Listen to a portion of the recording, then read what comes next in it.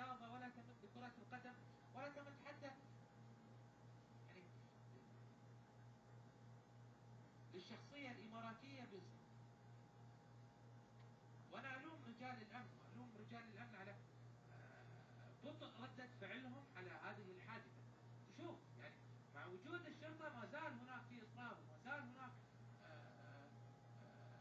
هجوم وما زال هناك تنجيم. يعني بعد خراب مال بعد خراب مال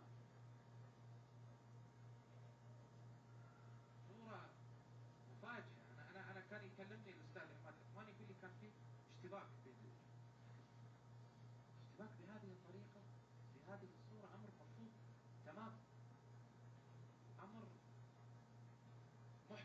يعني كافي الإحباط اللي كان في المباراة، الصورة الفنية اللي كانت ترتيبة في معظم فترات المباراة على الرغم من أنها مباراة تنس، لكن الصورة تظهر بهذا الشكل وبهذا القبح